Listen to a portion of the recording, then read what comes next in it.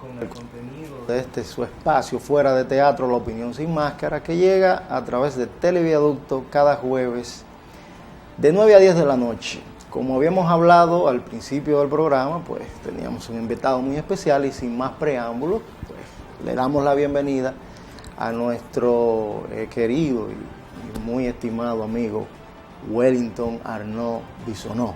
Bienvenido, Wellington, a Moca, tu casa. Gracias, bienvenido a Camilo, Fuera de Teatro. Un placer, Wellington, tenerte con nosotros acá en esta ciudad de Moca y en este canal, y poder compartir contigo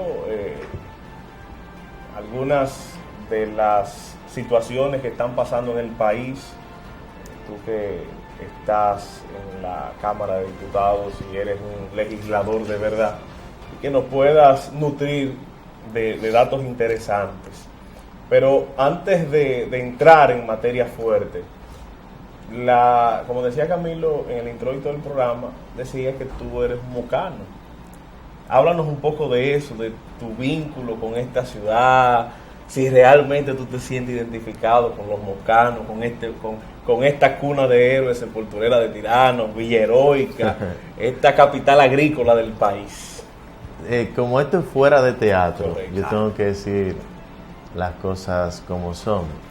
Fíjate, antes de mi padre lamentablemente partir, yo tenía una discusión permanente y mis hermanos con él, porque él adoraba Moca. Moca para él era todo, no importa, independientemente de la bandería política, mi casa siempre fue una embajada de todos los mocanos y las mocanas. Y él quería traernos, y nosotros siempre estábamos pequeños, le decíamos, no, mira, papi, pero decía él, oye, ustedes se están perdiendo de lo mejor. En Moca están las mujeres más bellas del país. Bueno, y siempre, y de la tierra, él tenía siempre con la tierra de Moca, en cuanto a la fertilidad de estas y esto, siempre hacía muchas anécdotas. Y cuando nos traía también, nos llevaba por algunas calles y nos decía, mira, por esta calle yo en una ocasión tuve que esconderme por todas las, valga la redundancia, anécdotas que él tuvo en su niñez y en su adolescencia, en su pueblo de Moca. Eran tiempos difíciles que se vivieron en ese entonces, pero no nos gustaba venir. Luego de su fallecimiento y que nos involucramos con el tema de la agropecuaria, fue que hicimos, y luego del ciclón George, donde en esa ocasión nosotros tenemos una granja en Santo Domingo Norte, específicamente en La Victoria, o en Villamella, San Felipe, y recuerdo que el ciclón George destruyó todas nuestras instalaciones, y en ese momento recibimos la mano amiga, recuerdo don Wilfredo, don Andrés Bautista, trajimos Percy Veloz, mi hermano, nos prestó una granja que él tenía, y ese fue un momento que marcó mi vida, debo de decirte, porque ahí me di cuenta en un momento que mi padre estaba en un kiosco devastado. ¿Por qué no? Porque duramos hasta las 5 de la mañana mirando por las ventanas, los árboles cayéndose, y él me decía, Wellington, ¿y cómo estará la granja? Y la verdad es que cuando llegamos encontramos al encargado con una gente encañonada, con gallinas en las manos, bueno, un desastre. Y recuerdo que le dije a mi padre, papi, vamos a salvarla, que estén aquí, vamos a tirar para adelante. Y se animó, llamó a Wilfredo. Bueno, la cuestión que allí ya había conocido a mi compadre Wainer Lizardo en el 89, y seguimos el contacto, pero luego de esa situación, de esa catástrofe, ¿no? Sí, seguí con Nini Pérez también, y de ahí en adelante una relación que mis mejores amigos son mocanos, y ciertamente sí me siento de Moca, me siento cuando paso el peaje que me libero, y de verdad que estoy muy a gusto de estar aquí con ustedes y poder hoy venir ya en otra circunstancia de poder dirigirme no solo a los mocanos, sino se ve en toda la región, y estar con amigos como ustedes, jóvenes preocupados por el bienestar del pueblo dominicano, que quieren contribuir con que las cosas mejoren y que nuestros hijos vivan en un país mejor, evidentemente que me siento más que honrado de su invitación. A los amigos televidentes que acaban de conectar con nosotros, Wellington se refiere, cuando habla de su padre, a Winston Arnaud, que fue diputado de la República Dominicana, compañero, hermano, amigo del doctor José Francisco Peña Gómez, y que era un hombre 100% mocano, como bien nos mencionaba.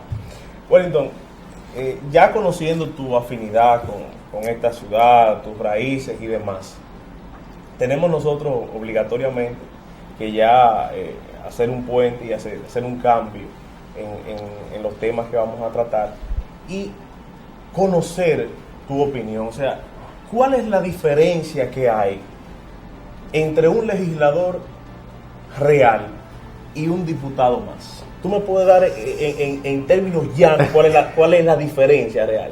Bueno, yo te puedo decir que todo depende del compromiso y la responsabilidad que asuma cada quien.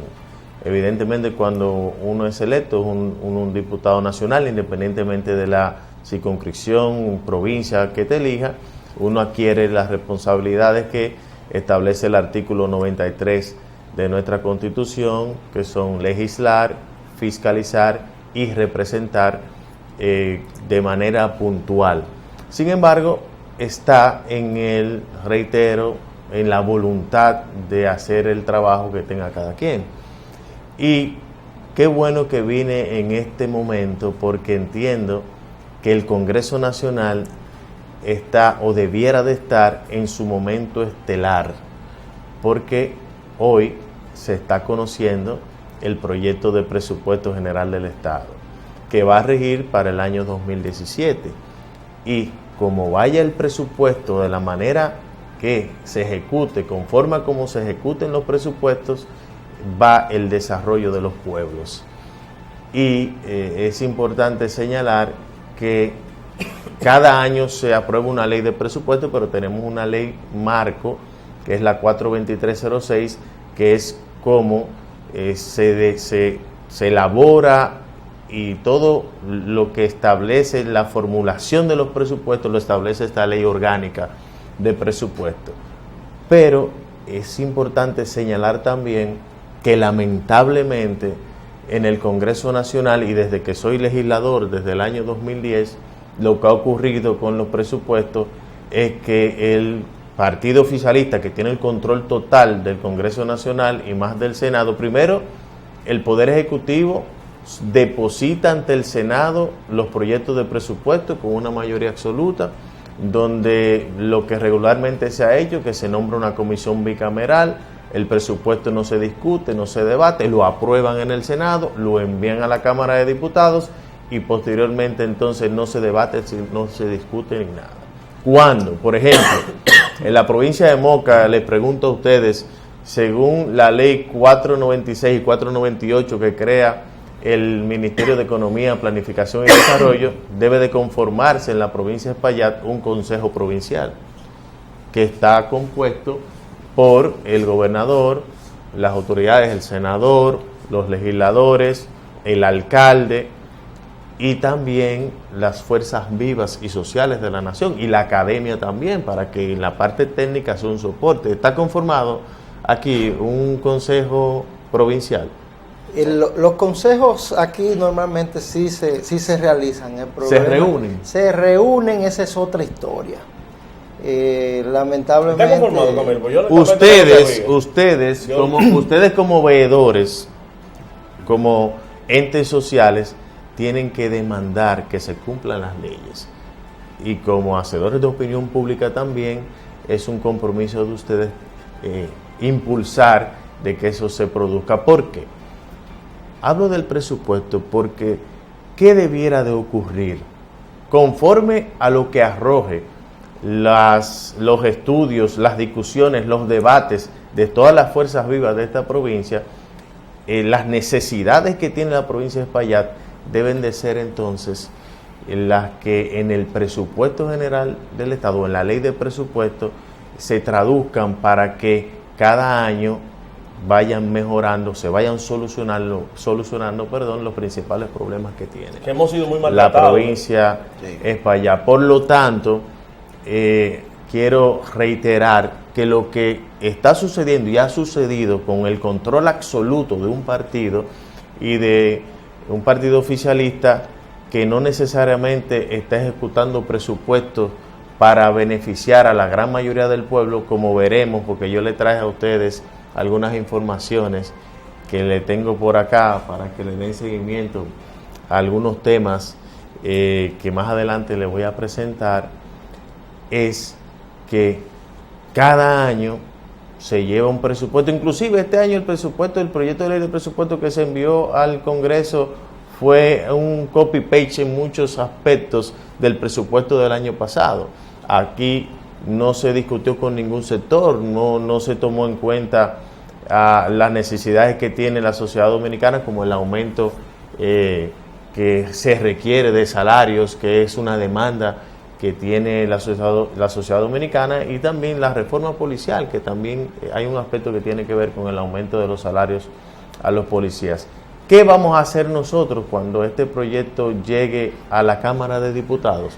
Vamos a solicitar que se envíe a la Comisión de Presupuesto y que la Comisión de Presupuesto entonces divida por temas, por áreas, y se envíen a cada una de las comisiones permanentes para que estas comisiones lo discutan, convoquen a las personas que tienen que ver con las diferentes áreas. Por ejemplo, el sector, el presupuesto de agricultura, bueno, hay que discutirlo con todo el sector agropecuario, que son quienes están al tanto de cuál es la situación del campo en la República, cuáles son las necesidades del campo.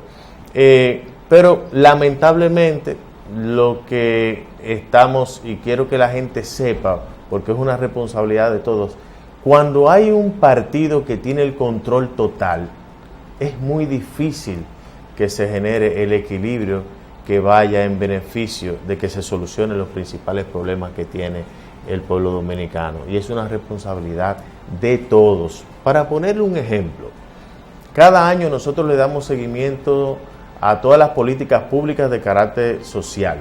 Me preguntaba Camilo qué comisión yo presido. Antes de iniciar, presido la Comisión Permanente de Desarrollo Humano. El desarrollo humano, al ser transversal, puede darle seguimiento a todas las políticas públicas de carácter social. Salud, educación, deporte han sido los temas en nuestra agenda legislativa. Aquí hay un problema grave de que de cada 100 niños que nacen en la República Dominicana, 23 son hijos de una menor entre 10 y 16 años. Pero esto es tan grave porque tiende a repercutir de manera negativa en algo que, como no se ve al instante, no hay una voluntad política, o no ha habido una voluntad política real para enfrentar con responsabilidad esta situación. El año pasado, dentro de los proyectos prioritarios, cada año se aprueban en la ley de presupuesto un sinnúmero de proyectos prioritarios. En la ley del año pasado se aprobaron 36 proyectos prioritarios, dentro de los cuales estaban hace un año, el año antepasado, los programas de prevención de embarazos adolescentes. Sometimos una modificación a esa ley de presupuesto para que se insertara como programa prioritario los programas de prevención de embarazos adolescentes, y lamentablemente eso no puede ser, porque el presupuesto llega y no hay forma de que se modifique, porque ya es una línea del comité político del PLD, de que ese es el presupuesto que debe de aprobarse, y los legisladores, que debo de decir, someten resoluciones para que, por ejemplo, se asfalte el distrito municipal tal, o se construya una estancia infantil o un juzgado de paz, se aprueba en la Cámara de Diputados. Sin embargo, cuando llega el presupuesto a la Cámara de Diputados, como no hay ninguna modificación, eso se queda en poesía. Entonces, Wellington, en términos reales, con el poder absoluto que tiene el Partido de la Liberación Dominicana, y conociendo que las órdenes emanan del comité político, pues entonces el Congreso ahora mismo no tiene razón de ser. La verdad es, Alfonso, que da mucha pena que siendo este el primer poder del Estado, esté pasando por esta situación. La falta de institucionalidad por la cual pasa la República Dominicana es alarmante.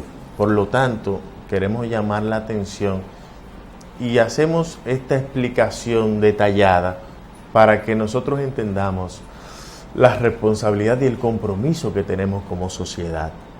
Porque evidentemente tú me dices, bueno, pero si la República Dominicana marcha bien, hay un crecimiento económico sostenido. Yo le pregunto, ¿eso se ha traducido en la mejoría de la calidad de vida de la gente? Este año solamente tenemos que pagar 98,000 millones de pesos de intereses, de los cuales 70,000 millones de pesos se van a pagar por una emisión de bonos. O sea, estamos cogiendo prestados para pagar intereses. Esto es grave. Nuestra generación y las generaciones futuras están siendo comprometidas de manera alegre. Y no puede ser, porque cuando estos bonos se venzan hay que pagarlo de inmediato. Eso no es como un préstamo que tú puedas hacer una renegociación, no. Cuando esos 70,000 millones en bonos se vencen hay que pagar ese dinero.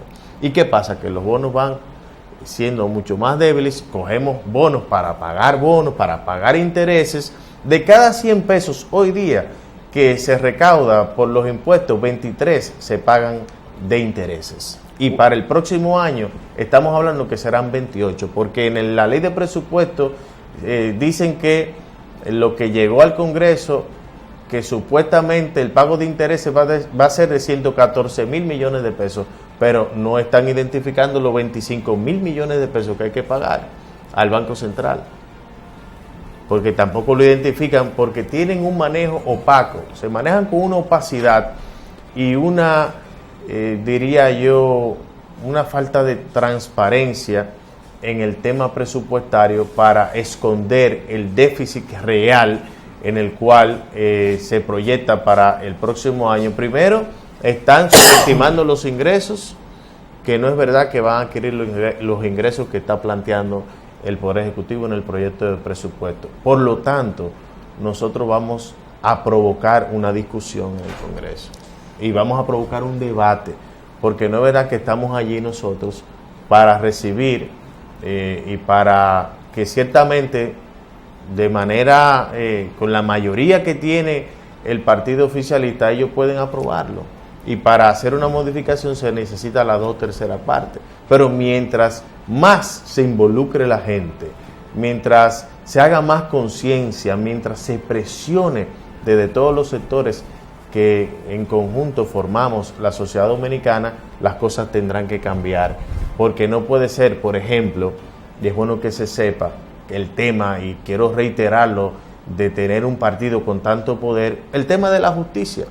La ley 194 establece que se le debe de otorgar el 2.6 de los ingresos a la justicia, con la agravante de que si las 2/3 partes de los jueces de la Suprema Corte de Justicia, vía una instancia, al no recibir ese 2.6 que le corresponde por ley, pudiera, si no lo recibe mensualmente, vía una instancia, inclusive, reitero, pudiera inhabilitar al administrador del Banco de Reservas, al tesorero nacional y al director de presupuesto. Óigase bien, pero ¿por qué no ocurre esto? Y vemos que hay juzgados de paz en furgones, nuestros jueces no están recibiendo la remuneración que deben de recibir, no tenemos una justicia fuerte, porque está parcializada. Al estar parcializada y comprometida la justicia, no se atreven a accionar para que se cumpla con la ley, porque el problema que tenemos nosotros en la República Dominicana es que aquí no se cumple con la ley, no es otra cosa. Aquí tenemos leyes, diría yo, para poder vivir en un país donde haya igualdad, donde haya justicia, porque la justicia no da igualdad, la justicia garantiza un Estado social, democrático y de derecho, como establece nuestra Constitución. Bueno, y el papel nuestro es luchar para que se cumplan las leyes. A propósito de presupuesto y de déficit, 2 puntos que yo sé que tú te has referido a ellos. Primero, me gustaría saber tus observaciones sobre el sometimiento de un cambio del financiamiento para las plantas de carbón de Punta Catalina por el monto de los 650 millones de dólares en una emisión de bonos soberanos, número uno. Y segundo, saber lo que tú piensas sobre esta propuesta de reforma fiscal que ya se está, aunque sea de manera, digamos, informal, debatiendo, que entre otras cosas pretende la aplicación del cobro del 50% del ITEVI por adelantado. ¿Qué opinión tú tienes? Excelente pregunta, Camilo. Lo primero es que la Ley de Estrategia Nacional de Desarrollo establece que al 1 de enero del 2015 se debió de hacer el pacto fiscal. La ley lo establece. Sin embargo, eso no se ha cumplido porque el gobierno le teme a un pacto fiscal, que es lo que se requiere y lo que se necesita en la República Dominicana.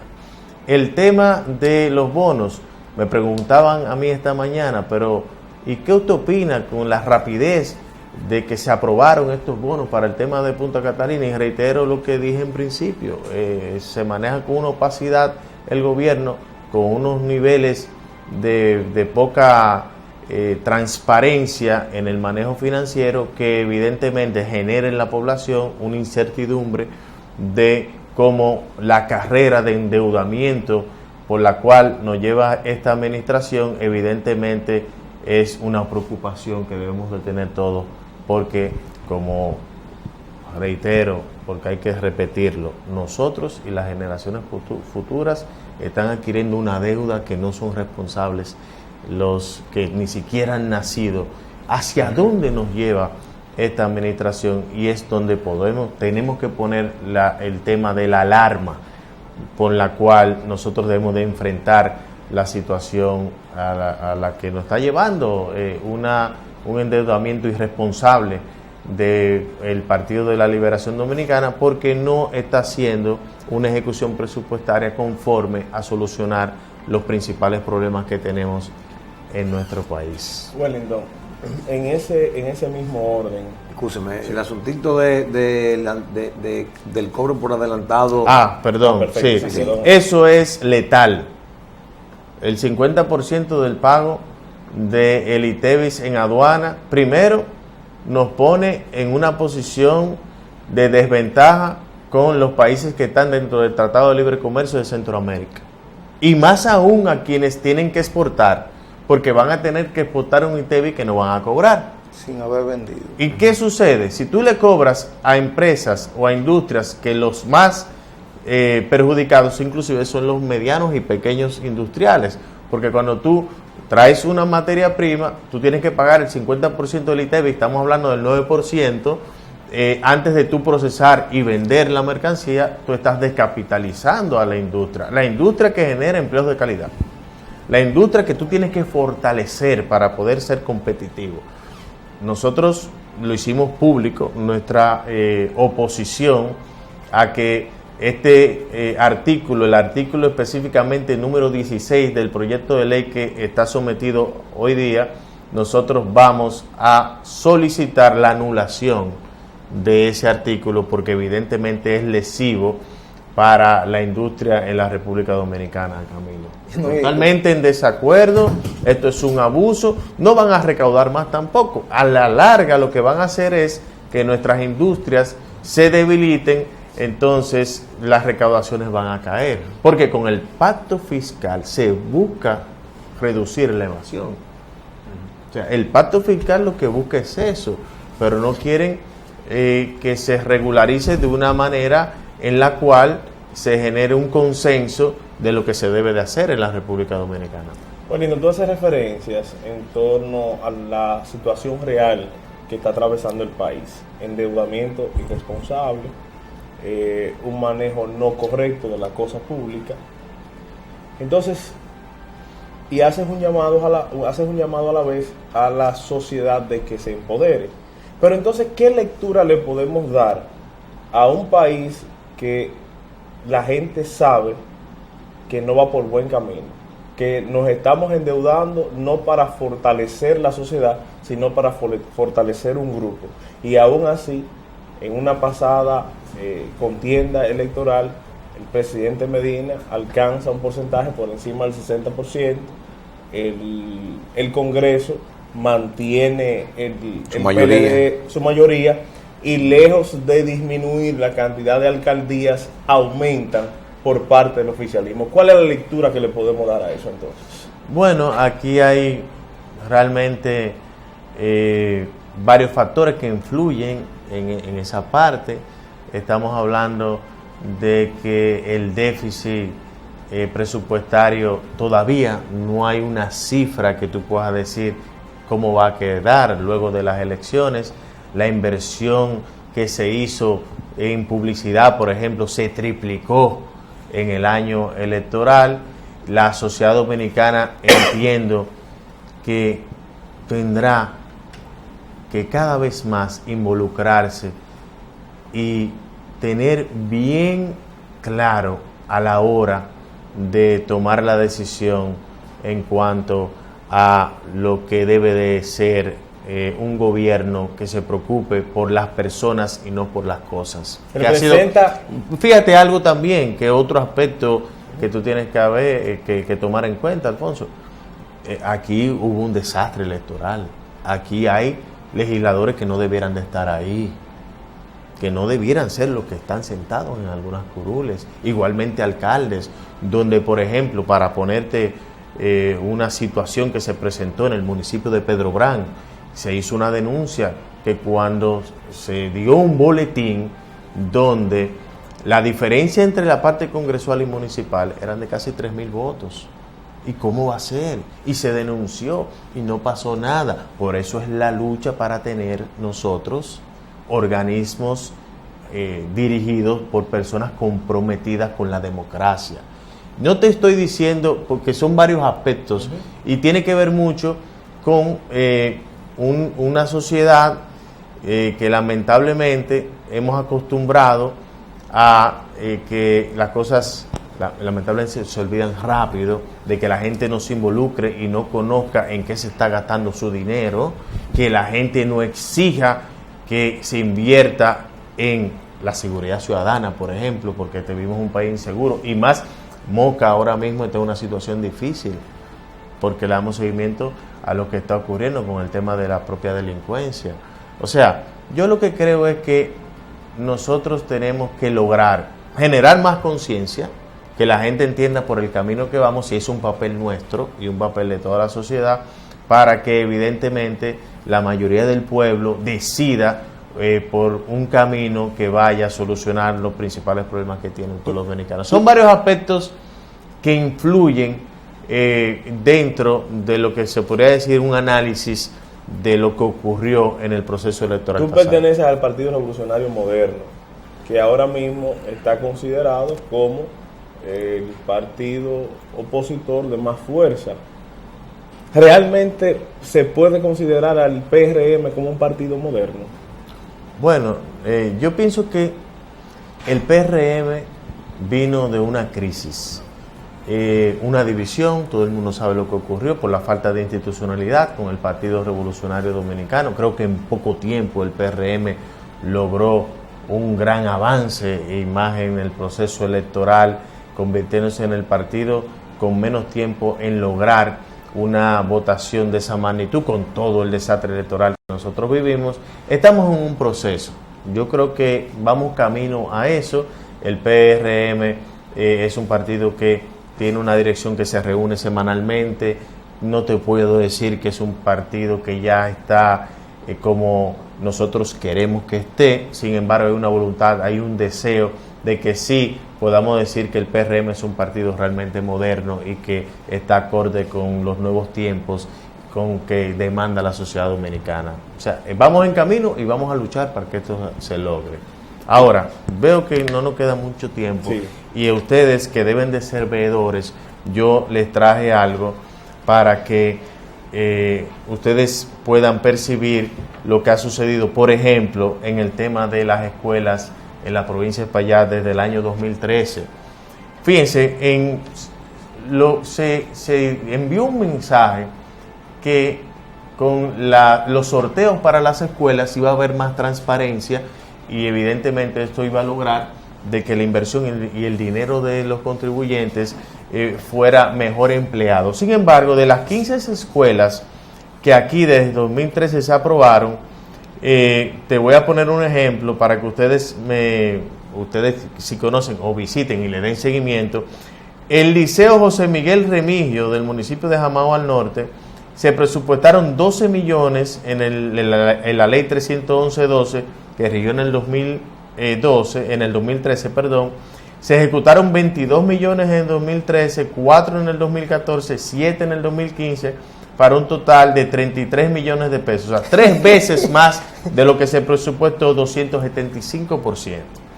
En el plantel Arroyo El Gato de Jamao al Norte se presupuestaron 12 y se ejecutaron 32 millones. Vámonos aquí al municipio de Moca. En el Liceo Arroyo Frío del municipio de Moca se presupuestaron 24 y se ejecutaron 31.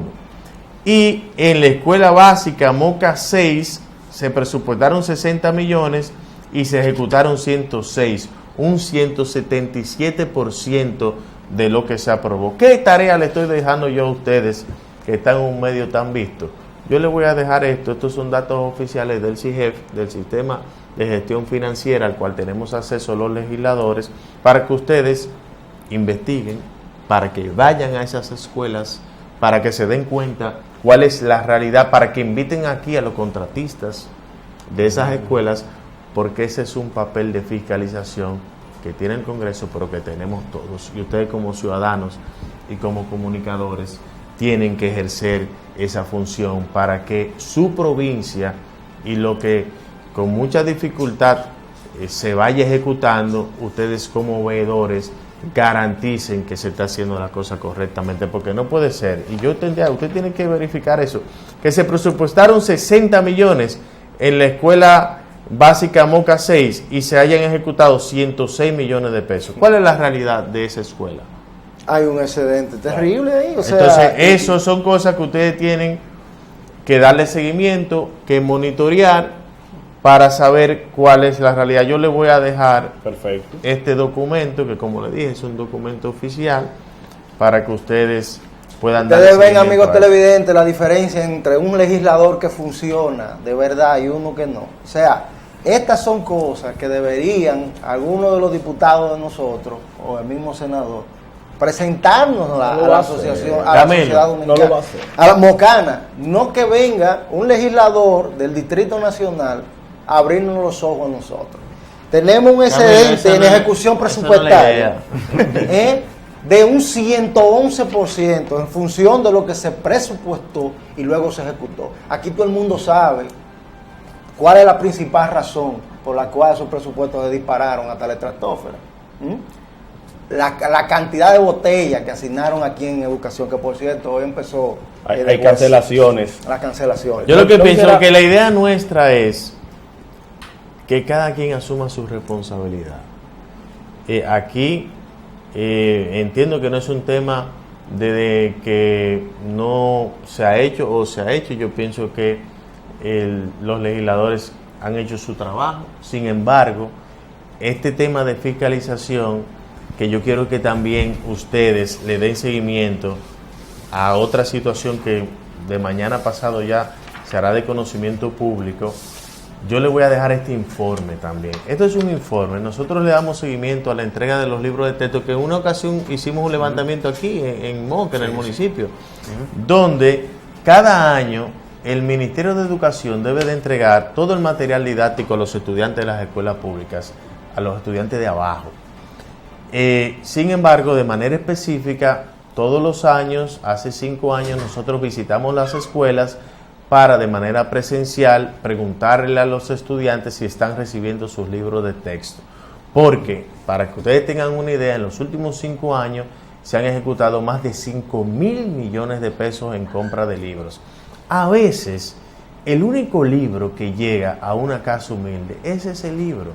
Eso motiva la lectura, porque sabemos que muchos de los padres no necesariamente han tenido la oportunidad de ir a la escuela, pero lo que yo lamento y lo que la lucha que nosotros estamos librando es para cuando se inicien las clases. Y yo le digo a ustedes, a los padres, porque cada escuela debe de conformar una junta de centro, una junta de centro que debe de conformarse por, obviamente, el personal de la escuela, los docentes, la asociación de padres y los estudiantes, que deben de velar y exigir que se cumpla con la ley y que se le entreguen los libros a los estudiantes. Cada año, educación, este año se han invertido 1.300 millones, se han gastado en libros de texto, y no es posible que en cada uno de los estudiantes no cuenten el primer día de clases con su libro de texto. Le dejaré esto para que ustedes visiten las escuelas también y exijan que le entreguen los libros a los estudiantes de la escuela pública. Un placer tenerte con nosotros aquí, pero el tiempo ya se nos fue. Vamos a tener que traer a Wellington más. Tiene que volver, Bueno, cada vez que ustedes quieran, me avisan con tiempo. Un placer. Muchísimas gracias. Gracias por su sintonía. Señores, hasta la próxima. Buenas noches.